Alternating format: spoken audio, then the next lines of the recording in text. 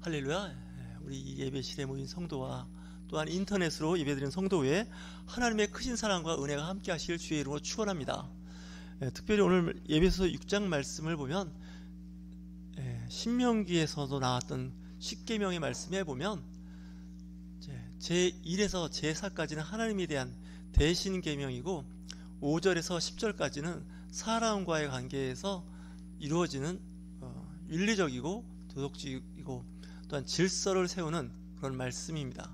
그래서 사람에게 첫 번째 하는 말씀이 부모님께 잘하라는 뜻입니다. 그렇게 되면 이 땅에서도 잘 되고 장수한다는 거죠. 여러분, 이 땅에서 성공하고 싶으신가요? 부모님께 효도하시면 됩니다. 이 땅에서 건강하게 장수하고 싶으십니까? 효도하시면 됩니다. 특별히 십계명의 제5계명에 주시는 하나님의 특별한 은총입니다. 부모님을 공경하는 자에게 주시는 은혜, 이 땅에서도 잘 된다는 거예요. 왜 일이 잘 안 풀립니까? 혹시 부모님하고 관계가 안 좋았었나요? 그리고 왜 단명하게 됐을까요? 혹시 부모님과의 관계가 안 좋아서 그런 거 아닐까요? 여러분, 효도는요 세습됩니다. 효도를 잘한 자녀는 나중에 부모가 됐을 때 그 모습을 보고 자란 자녀가 또 효를 배우는 거죠. 가정에서 배우는 그 교육은 학교에서나 심지어는 교회에서 배우는 교육보다 우선할 수도 있습니다. 그만큼 이 가정교육이 중요하죠. 우리가 사회생활에서 잘못하면 그렇게 하죠. 학교에서 잘못 배웠다 뭐 이런 얘기도 하고, 교회에 다니는 사람이 왜 그 모양이냐 할 수도 있지만, 또 한편으로 보면 가정교육이 잘못됐다 이렇게 이야기를 들을 수 있는데, 그 이야기는 곧 부모에게 욕을 돌리는 거가 되는 겁니다. 그렇지 않겠습니까? 학교는 선생님이 많습니다. 그죠? 초, 중, 고, 대학까지 있죠. 교회도 보면 교회도 다니다 보면 여러 교회를 다니게 되는데, 부모는 여러 명의 부모가 있을 수가 없습니다. 가정교육이라는 것은 부모하고의 관계이기 때문에 특별히 가정교육이 중요한 것이죠. 하나님은 가정을 만드셨고 가정을 통해서 하나님의 복음도 전파가 되는 거죠. 그래서 대를 이어서 예수 그리스도를 믿는 그 가정은 복받은 가정입니다. 우리 교회에서도 대를 이어가면서 신앙생활하는 가정들이 있는데 4대, 5대, 6대에 걸쳐서 신앙생활을 하는 가정들이 있습니다. 다른 건 몰라도 재산, 사회의 어떤 명성, 이것도 대를 이어가서 세습되고 상속되지만 예수 그리스도를 믿는 그 믿음도 상속이 돼야 됩니다. 이 상속이 가장 우선해야 됩니다.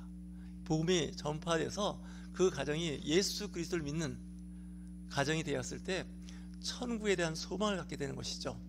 하나님의 나라를 사모하고 하나님의 나라를 바라본다는 것은 이 영적 세계이기 때문에, 이 영적을 축복을 받는 것은 예수 그리스도를 믿는 그 복음 안에서 자녀들이 양육되어야 한다는 것이죠. 부모님들이 집에서 성경책 말씀을 묵상을 하고 말씀 설교를 듣고 그러면 자녀들도 그 말씀을 가까이 하려 하고 그 말씀에 익숙해집니다. 그런데 부모님들이 집에서 성경 말씀 안 읽고 세상에서 보는 TV, 유튜브, 각종 스포츠, 영화 이런 거에 시간을 많이 할애하게 되면 자녀들도 그렇게 됩니다. 그래서 엄마 아빠가 늘 책을 가까이 하고 공부하는 부모를 둔 그런 모습을 보여준 자녀들은 책 보고 공부하는 것이 낯설지가 않습니다. 그런 집안의 분위기가 만들어지는 것이죠. 가문이 그렇게 세워지는 겁니다. 그러다 보니까 학자 집안에서 학자가 나오고, 그렇지 않습니까? 교육자 집안에서 교육자가 나오고, 이렇게 이제 그 분위기를 만들어 나가는 거죠. 유전자적인 요인도 있겠지만 환경적인 요인에서 그 가정의 분위기입니다. 교회도 그런 분위기입니다. 교회도 보면 담임 목회자와 그 교회 중직자들이 부드럽고 성품이 온화하고 사랑과 자비와 긍휼과 관용이 많으면 그 교회 성도들도 그런 모습이 됩니다. 용서가 있고 사랑과 자비와 관용이 있습니다. 하지만 교회의 영적 리더들이 까칠하고 율법적이고 좀 그러면 교회 분위기가 그런 쪽으로 흐르게 됩니다. 그래서 교회 안에서 거친 말들이 오고 갈 수도 있고 좋지 않은 것이 그런 부분이 있기 때문에 그렇죠. 가정도 마찬가지입니다. 부부가 좋은 언어를 선택해서 좋은 말을 하게 되면 자녀들도 그런 말을 씁니다. 아이들이 어떻게 그 바깥에 나가서 나쁜 말, 특히 욕을 배워갖고 오나 했더니 그 어린이집에서 유치원, 초등학교 다닐 때 다 배우더라고요. 집에서는 그런 얘기를 한 번도 한 적도 없고 들려준 적도 없는데 학교 가서 아이들이 하는 말들이 그런 상스러운 아주 안 좋은 말을 하는데 왜 그런가 했더니 부모가 그런 말을 하는 자녀들이 어린이집, 유치원, 초등학교, 중학교 와서 그 말을 하게 되는 거예요. 그러다 보니까 친구들한테 욕을 배우는 거예요. 아주 안 좋은 그 언어, 거친 말을 배우는 거죠. 그래서 이 집단 지성이라는 말이 있죠. 사람들이 어떻게 사느냐가 중요해요.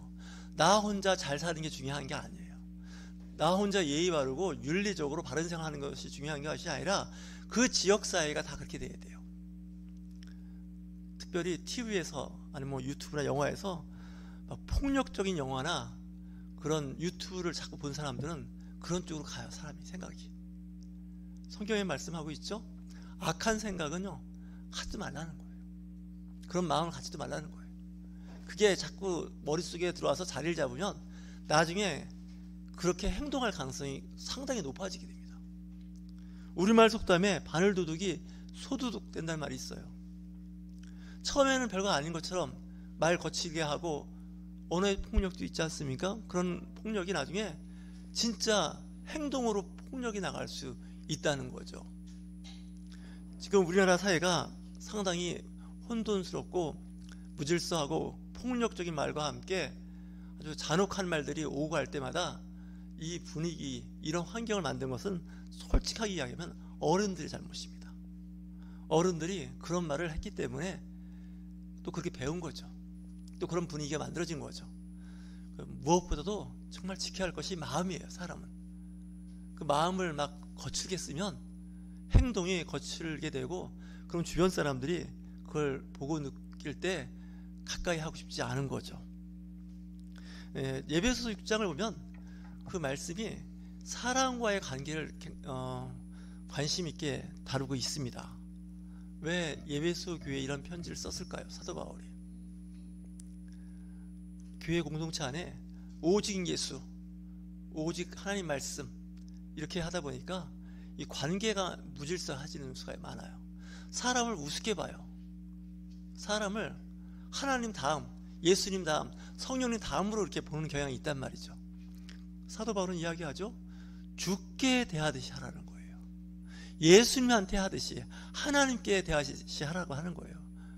그래서 잘못하면 교회와 말씀과 하나님 중심, 예수님 중심으로 나가다가 자칫 잘못하면 이 관계를 다 망가뜨리는 수가 있어요. 서로 상처 주고 상처받고. 우리가 하나님께 상처 주는 말 안 할 거예요. 예수님한테 상처 주는 말 안 해요. 근데 사람들한테는 해요. 그러지 말고 주님께 대하듯이, 하나님께 대할 듯이 하라는 거죠. 부모님께 효도하라 그랬으니까 그럼 자녀들은 우리는 뭐 일방적으로 부모님한테 효도해야 되나요? 물론 해야 됩니다. 하지만 사도 바울은 2절에서 이렇게 이야기하죠. 내 아버지 어머니를 공경하라. 이것이 약속 있는 첫 계명이니 이로써 내가 잘되고 땅에서도 장수하리라 하면서 4절에 이렇게 말씀합니다. 또 아비들아 너희 자녀를 노엽게 하지 말고 오직 주의 교훈과 훈계로 양육하라. 그래서 이 지금 골로새서 이제 말씀하고 그 예배소 말씀이 서로 병행을 이루고 있다면 골로새서 3장 20절 말씀에도 비슷한 말씀을 합니다.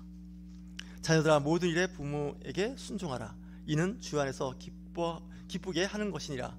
아비들아 너희 자녀를 노엽게 하지 말지니 낙심할까 함이라.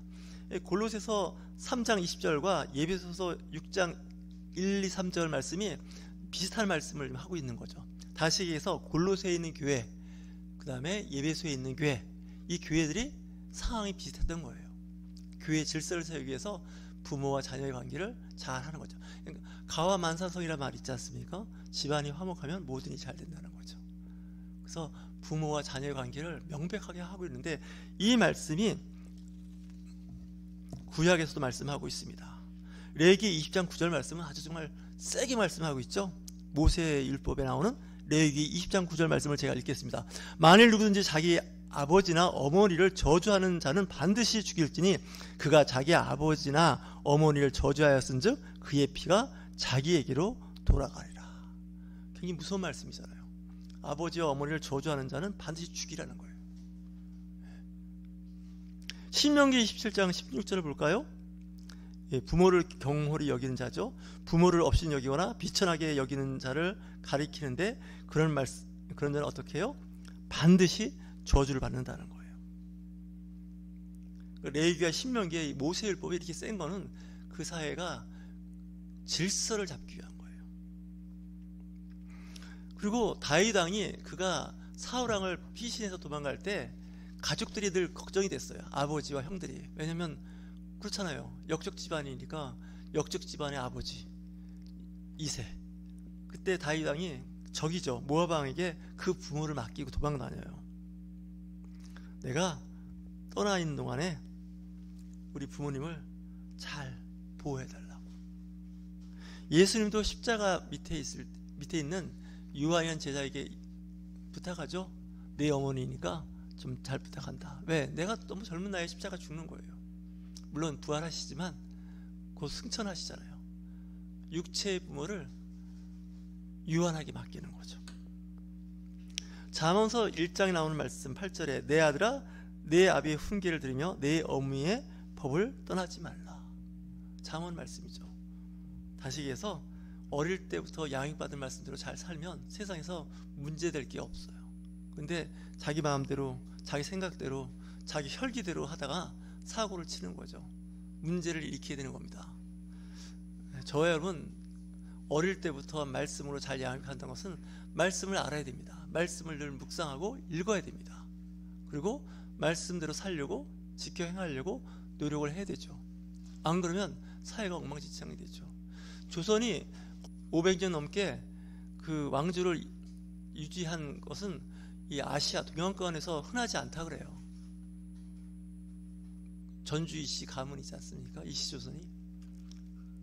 굳이 뭐 이씨조선, 전주 이씨라는 얘기 안 해도 되겠지만, 그래서 조선의 그 왕조가 한 527년 그렇게 이어질 수 있었던 거는 효와 충을 강조했고 중요시했기 때문에 그래요. 사회 질서를 잡았기 때문에 그렇게 오랫동안 잘 된 거죠. 저희 여러분 가정이 잘 되고 또 사회에서 직장에서 성공하고 싶으시면 효를 가르치고 또한 효를 잘 귀중하게 여기시는 저와 여러분이 되실 주의 이름으로 축원합니다.